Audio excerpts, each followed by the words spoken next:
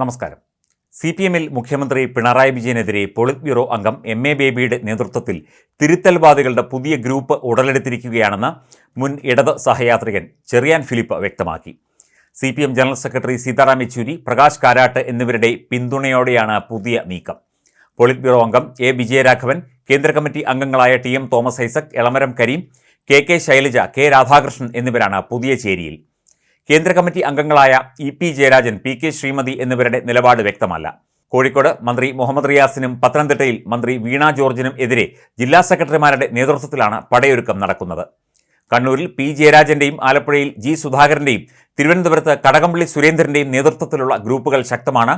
എല്ലാ ജില്ലകളിലേക്കും CPMൽ ഗ്രൂപ്പിസം വ്യാപിക്കുകയാണ് എന്നാണ് റിപ്പോർട്ട്. ഒക്ടോബറിൽ പാർട്ടി സമ്മേളനങ്ങൾ തുടങ്ങുന്നതോടെ എല്ലാ തലങ്ങളിലും പൊട്ടിത്തെറിയുണ്ടാകുമെന്നും ചെറിയാൻ ഫിലിപ്പ് ഫേസ്ബുക്കിൽ കുറിച്ചു. അതേസമയം തോമസ് ഐസക്കും MA ബേബിയും വർഷങ്ങൾക്ക് മുൻപ് തുടങ്ങിവെച്ച പിണറായി വിരുദ്ധ ചേരി വീണ്ടും ഉണർന്നെഴുന്നേൽക്കുന്നു എന്ന റിപ്പോർട്ട് പുറത്തുവരുന്നുണ്ട്.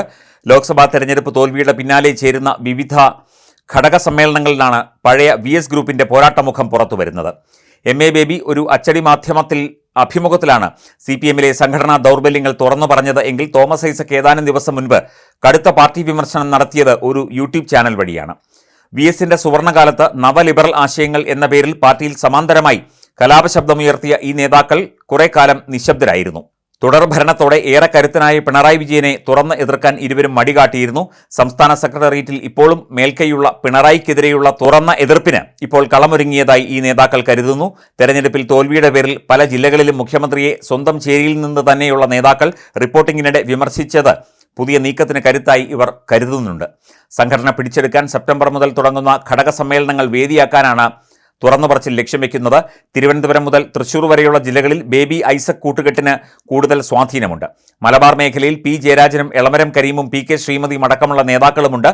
തിരുവനന്തപുരത്ത് കടകംപള്ളിയും ശിവൻകുട്ടിയും, മുൻ മേയർ ജയൻ ബാബുവും, കൊല്ലത്ത് PK ഗുരുദാസനും, പത്തനംതിട്ടയിൽ രാജു എബ്രഹാമും, ആലപ്പുഴയിൽ G സുധാകരനും U പ്രതിഭയും, എറണാകുളത്ത് മുൻ മേയർ CM ദിനേശ് മണിയും, തൃശൂരിൽ MM വർഗീസും ഉൾപ്പെടെ മുൻനിര നേതാക്കൾ ഈ ചേരിക്കൊപ്പം ചേരുമെന്നും സൂചനകൾ ഉണ്ട്.